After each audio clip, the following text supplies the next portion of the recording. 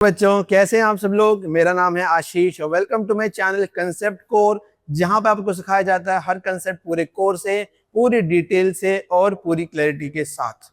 तो बच्चों जैसे कि आपको पता है मेरे चैनल पे मैंने क्लास 10 से एक चैप्टर शुरू किया था जिसका नाम है chapter number 3 pair of linear equations in two variable, जिसकी हमने सारी बेसिक डिटेल्स चैप्टर के बारे में वो पहले ही बता दी है। एक्सरसाइज 3.1 के सभी क्वेश्चंस मैंने सारे पिछली वीडियोस के अंदर सॉल्व कर भी दिए हैं। आज मैं बच्चों इस वीडियो के अंदर इस 3.1 से पहले जितने भी एग्जांपल्स दिए हैं उन सभी एग्जांपल्स को सॉल्व करके दिखा देता हूं, ताकि कोई ऐसा एग्जांपल यानी एनसीईआरटी की बुक में से ऐसा कोई भी क्वेश्चन हमसे छूट ना जाए। और ये ध्यान रखना, जो चीज छोड़ के जाओगे पेपर में वो हमेशा पेपर में कई बार मिल जाती है। मेरे साथ हुआ है, कई बार ऐसा होता है कि मान के चलते कि हम लोग पूरा चैप्टर पढ़ गए और उसमें से एक आखिरी का क्वेश्चन छोड़ गए और वही लास्ट क्वेश्चन आप देखोगे क्वेश्चन पेपर में आया मिलता है, तो बहुत दुख होता है कि हमने पूरी मेहनत करी है, सिर्फ एक क्वेश्चन छोड़ दिया और वही क्वेश्चन आपके एग्जाम में आ गया, तो बहुत बहुत दुख होता है।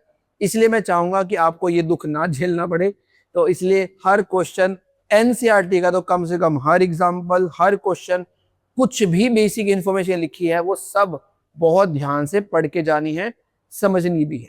मेरी भी कोशिश ये रहती है कि सब कुछ समझाऊं, कोई चीज छूट ना जाए जो कभी पेपर में पहले आई हो और हमने ध्यान ना दिया हो, अब उस पर ध्यान दिया जाता है। सारी चीज मैं आपको साथ में बताता रहूंगा। तो ज्यादा टाइम वेस्ट ना करते हुए शुरू करते हैं एक्सरसाइज 3.1 से पहले के जो भी एग्जांपल्स हैं उन सबको सॉल्व।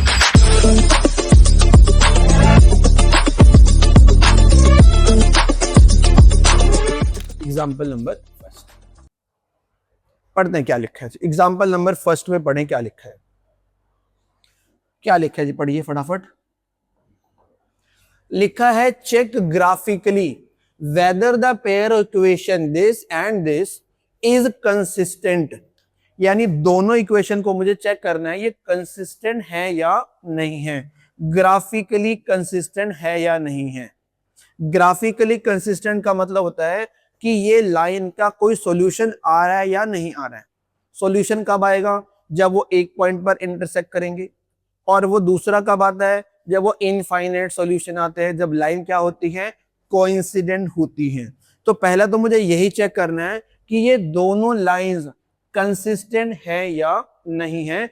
अगर कंसिस्टेंट है सोल्व देम ग्राफिकली, यानी ग्राफ बनाओ और एक्स वाई की वैल्यू निकालनी भी है। ठीक है, सबसे पहला काम हमारा क्या रहेगा? इनको चेक करना है ये कंसिस्टेंट है या नहीं है। कैसे चेक करते हैं कंसिस्टेंट है या नहीं है?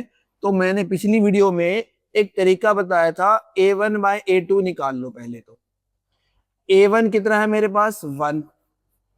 a2 कितना है मेरे पास? 2।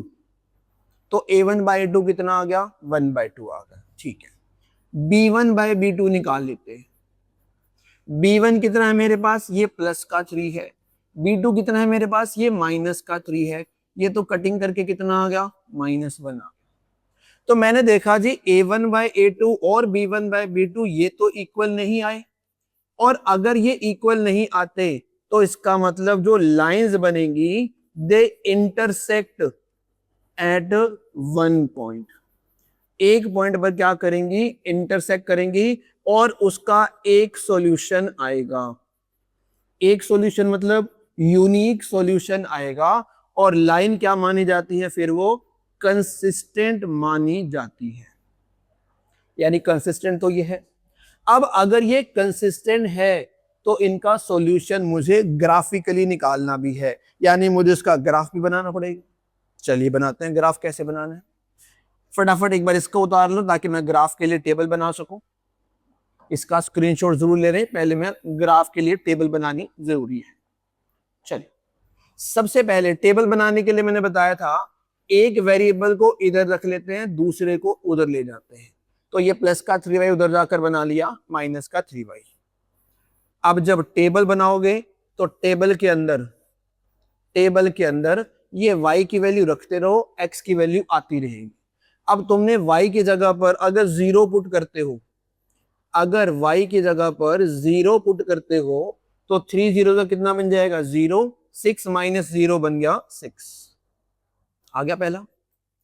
उसके बाद अगर 1 पुट करते हो y की जगह पर तो 3 बन जा 3 बन गया, 6 माइनस 3 बन गया 3। अगर मैं यहां पर 2 रखता हूं तो 3 2 जा बन गया 2 रखता हूं तो 3 2 जा बन गया 6, 6 माइनस 6 बन जाएगा 0। बन गया टेबल, पहली टेबल बन गया। क्लियर, पक्की बात, पक्की बात। चल अब आता है दूसरे पे।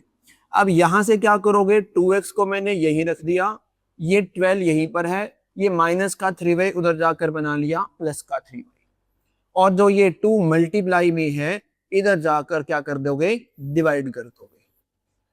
अब लालच बार बार आता है कि 2 सीट से 12 पे 6 पे कट कर दो, इसको कट नहीं करना है, कट नहीं करना है क्योंकि बीच में प्लस है, बीच में प्लस, आप उसको अकेले को नहीं काट सकते।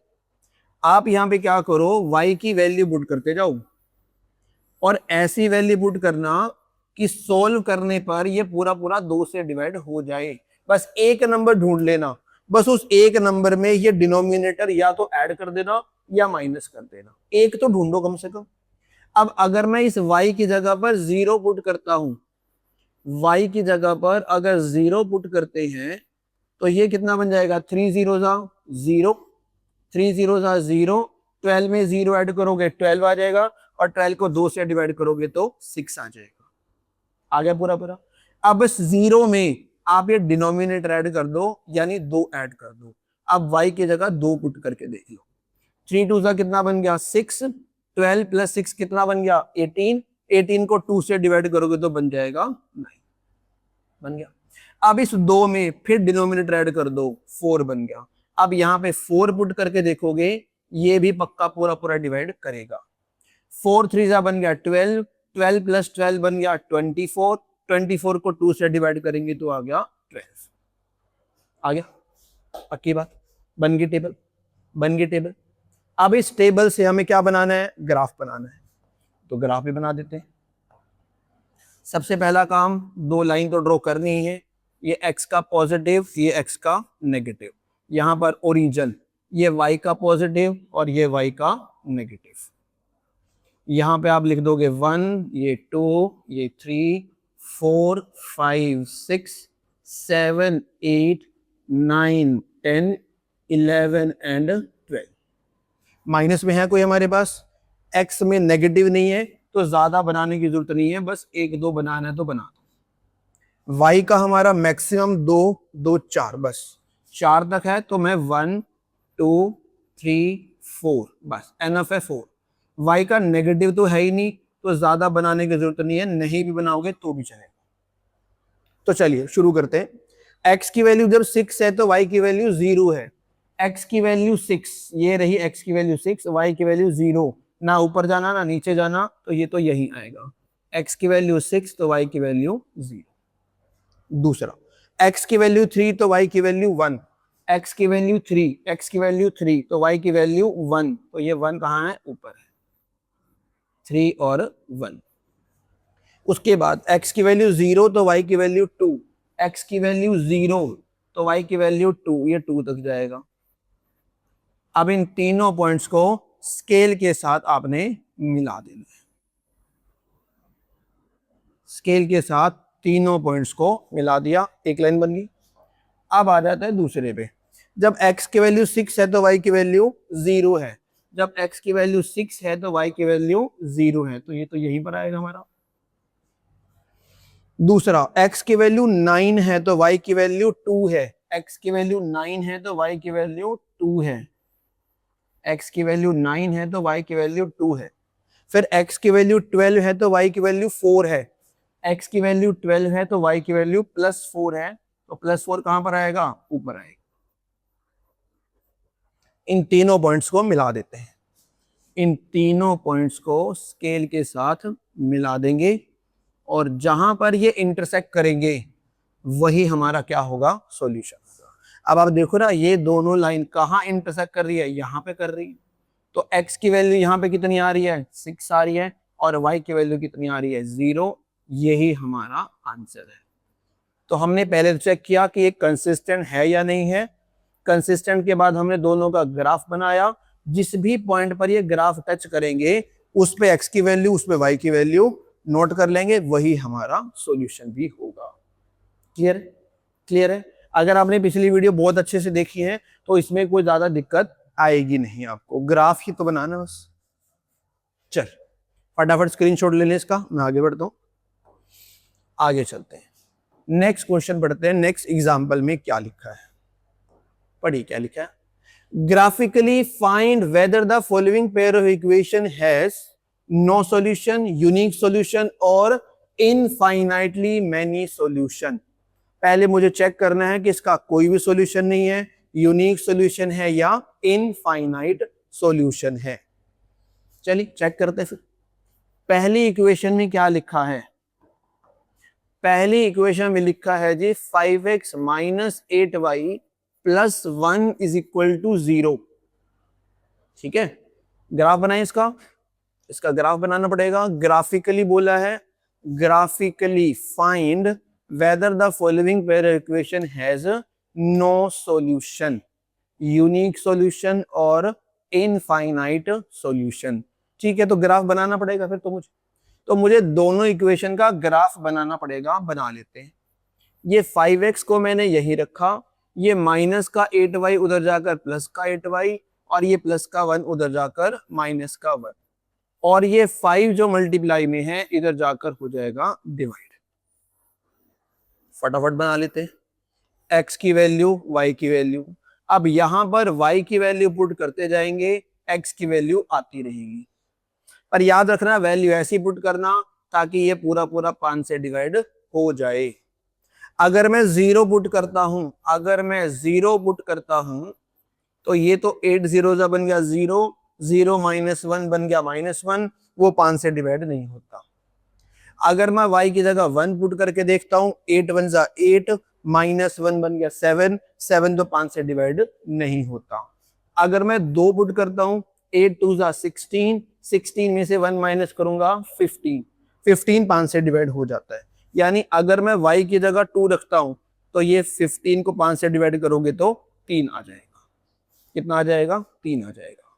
अब क्या करोगे, मैंने बताया था एक नंबर जब ढूंढ लोगे तो उस एक नंबर में ये जो डिनोमिनेटर है या तो ऐड कर दो या माइनस कर दो, मर्जी तुम्हारी है। आपका ग्राफ आसानी से बन जाना चाहिए, ठीक है ना। तो मैं क्या करता हूं, एक बार ऐड कर देता हूं, एक बार माइनस कर देता हूं। 2 में 5 ऐड कर दोगे तो कितना आ जाएगा? 7, 7 आ जाएगा। यानी अब इस बार मुझे y की जगह पे क्या पुट करना है? 7 पुट करना है।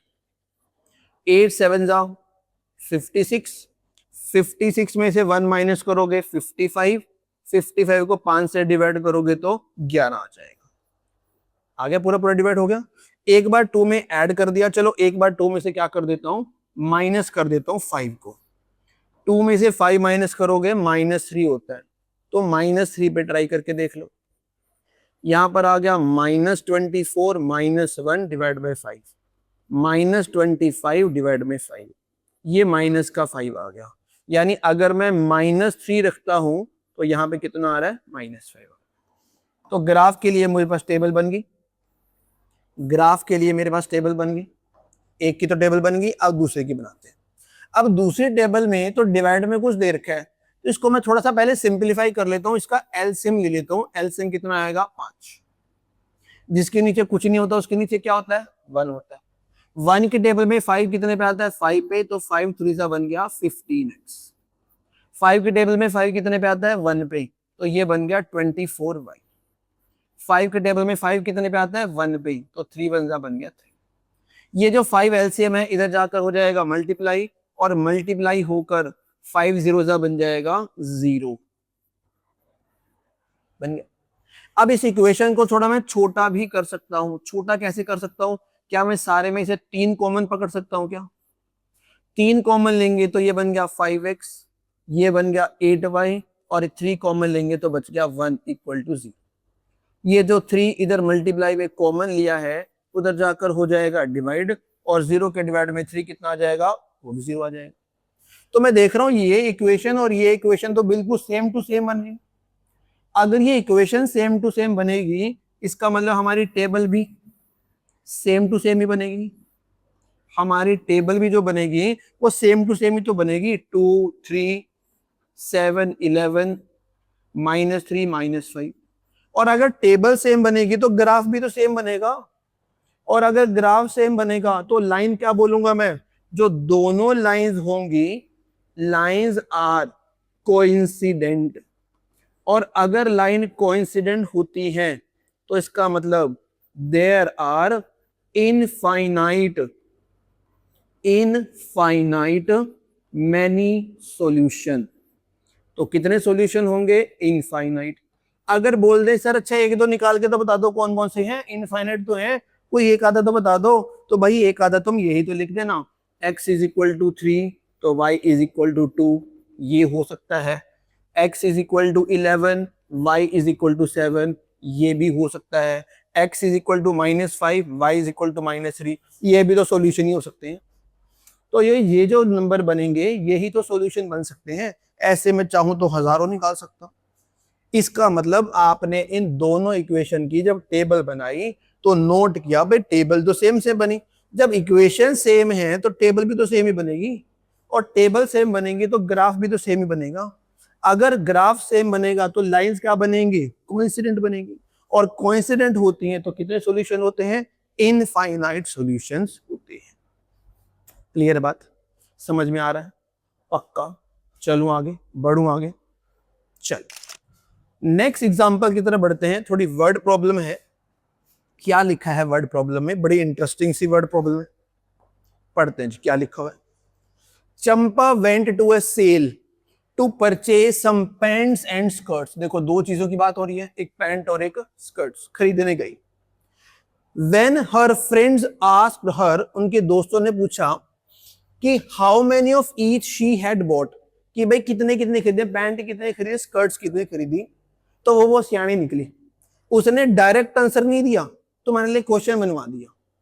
उसने क्या बोला, कहता जी भाई मैंने जितनी भी स्कर्ट्स खरीदी, number of skirts is 2 less than twice the number of pant purchased, कि मैंने जितनी भी स्कर्ट्स खरीदी वो पैंट के ट्वाइस से, जितनी पैंट खरीदी उसके ट्वाइस से 2 लेस है, 2 कम है। डायरेक्ट नहीं बताया, डायरेक्ट नहीं बताया कि मैंने इतनी पैंट खरीदी, इतनी स्कर्ट खरीदी, कि तुम निकालो, और तुम्हारे लिए क्वेश्चन छोड़ दी। तो एक तो ये बात बोली है कि जो स्कर्ट्स ने खरीदी है पैंट के नंबर के ट्वाइस से 2 लेस है, 2 कम है, एक बात बोल दी। फिर दूसरा भी बताया, और जो स्कर्ट्स खरीदी थी वो पैंट के 4 टाइम से 4 भी लेस है, ट्वाइस से 2 लेस है, 4 टाइम से 4 लेस है। आपको बताना है कि उसके चंपा ने चंपा जो थी उसने कितनी पैंट्स और कितनी स्कर्ट्स खरीदी थी। 2 चीजों की बात हो रही है। तो आपने क्या करना है जी, लेट कर लेते हैं नंबर ऑफ पैंट्स परचेज्ड, जो उसने पैंट्स परचेज की है मैंने लेट कर लिया उसने एक्स पैंट्स परचेज की है। स्कर्ट्स कितनी परचेज कर ली, let number of skirts purchased, वो मैंने वाई लेट कर लिया। अब आ जाओ पहले केस पर, नंबर ऑफ स्कर्ट्स इज, इसका मतलब क्या होता है, equal to number of skirts, number of skirts is 2 less, 2 क्या है, लेस है, लेस मतलब -2, किससे 2 लेस है, twice the number of pants, जितनी भी पैंट्स थी उनके ट्वाइस, पैंट कितनी थी x, उसका ट्वाइस क्या बनेगा 2x। फिर से दोबारा बोल रहा हूं, number of skirts is 2 less than twice the number of pants. Number of skirts कितनी थी y, इसका मतलब इक्वल टू 2 लेस का मतलब -2, किससे -2, जितनी पैंट परचेज करेंगे उसके ट्वाइस से 2 लेस है।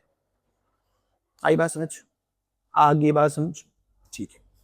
अब क्या करोगे, अब क्या करोगे, इस y को ले जाता हूं इधर और इस -2 को ले आता हूं इधर, यहां पर आ गया 2x, ये माइनस का बन गया y, और इधर -2 आकर बन गया प्लस का। अब इस 2 को यहां लिख लो या इस 2 को ऐसे इक्वल टू 2 लिख दो, एक ही तो बात है।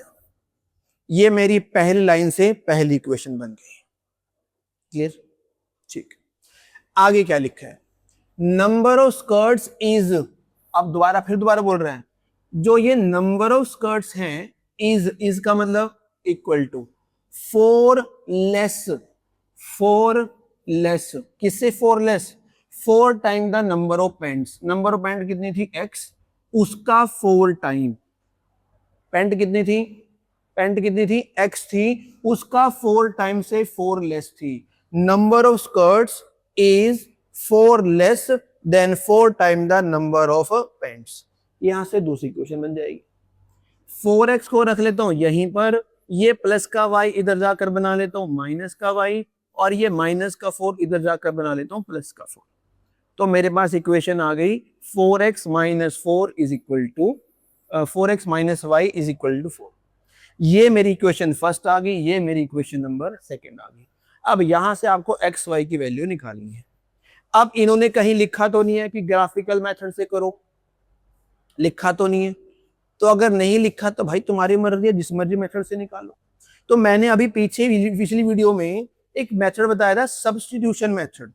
उसमें क्या करना था, आपकी मर्जी, आप किसी एक वेरिएबल की वैल्यू निकालो और दूसरे में पुट कर दो। अगर आप फर्स्ट से निकालोगे तो सेकंड में रख देना, सेकंड से निकालोगे तो फर्स्ट में रख देना। मर्जी आपकी है, एक्स की निकालो या वाई की निकालो। ठीक है, चलो किसकी वैल्यू निकाल दूं? चलो तुम कह रहे हो सर एक्स की वैल्यू निकाल दो, बच्चे कहेंगे सर एक्स की वैल्यू निकाल दो, कोई दिक्कत नहीं।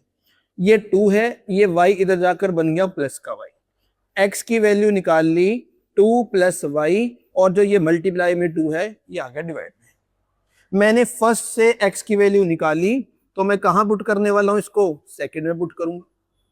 भाई अगर फर्स्ट से निकालोगे तो सेकंड में पुट करना, सेकंड से निकालोगे तो फर्स्ट में पुट करना। मैंने फर्स्ट से x की वैल्यू निकाल ली, अब मैं यहां रख देता हूं।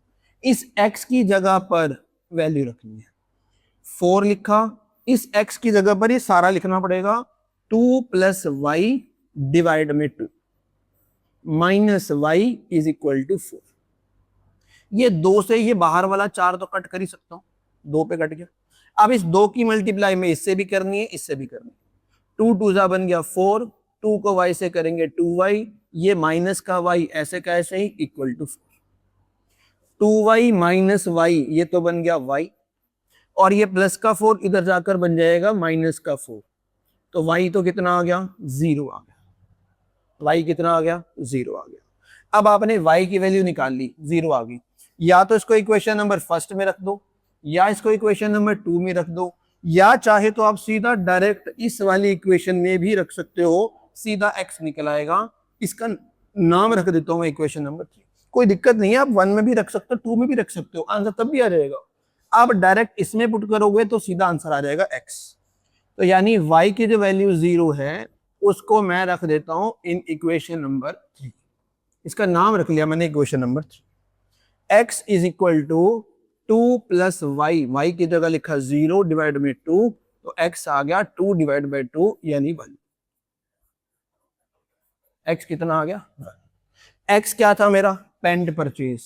इसका मतलब number of pants purchased, number of pants purchased, कितनी पैंट परचेज कर ली? 1।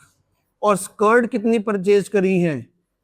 स्कर्ट्स कितनी परचेज की थी उसने? वो y था, और y कितना था मेरा? 0। एमी खाली पे इतना बड़ा क्वेश्चन बना दिया, स्कर्ट खरीदी नहीं, पैंट भी कितनी खरीदी? सिर्फ 1 ही खरीदी। सिर्फ तुम्हारे लिए क्वेश्चन बना के छोड़ दिया उन्हें कि ले जी आप सॉल्व करो। निकला कुछ नहीं, खोदा पहाड़ निकली चौया। ठीक है ना? तो पैंट कितनी परचेज करी? सिर्फ 1। स्कर्ट तो परचेज करी है अगले ने, एम फालतू का क्वेश्चन बनवा रही इतना बड़ा।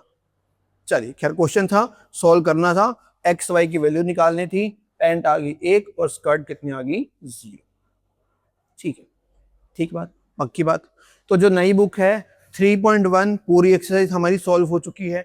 उसके रेलेवेंट जितने भी एग्जांपल्स हैं वो सारे मैंने सॉल्व करवा दिए हैं, सारे मैंने सॉल्व करवा दिए हैं। पुरानी बुक में अलग था कुछ, ये तो मैं नई बुक जो अभी तुम लोगों ने खरीदी होगी मार्केट से, उसमें सिर्फ 3 ही एक्सरसाइज है इसकी। पर जो पुरानी बुक थी उसमें 7 एक्सरसाइज थी और बहुत अच्छे क्वेश्चन थे उसमें, नो डाउट बहुत अच्छे क्वेश्चन थे। कोशिश करेंगे उनको भी मैं करवा दूंगा, पर थोड़ा सा पहले नई बुक में जो जो दे रखे हैं एटलीस्ट पहले वो करवा दूं, उसके बाद फिर पुरानी बुक से जो इंपॉर्टेंट क्वेश्चन है वो जरूर डिस्कस करेंगे। ठीक है जी। तो ये हमारे एग्जाम्पल नंबर 3 था, इतने ही थे एग्जाम्पल इसमें। तो उम्मीद करूंगा कि आपको ये क्वेश्चन बहुत अच्छे समझ में आ भी गए होंगे। नोट डाउन जरूर करें, एक नोटबुक जरूर लगाएं जिसमें ये क्वेश्चन सारे सॉल्व करें, ताकि एग्जाम के टाइम पे थोड़ा आपको दिक्कत कोई इस तरह की ना आए। तो मतलब आपके ऊपर है सारा कि आप किस तरह से मेहनत करते हो या करना चाहते हो।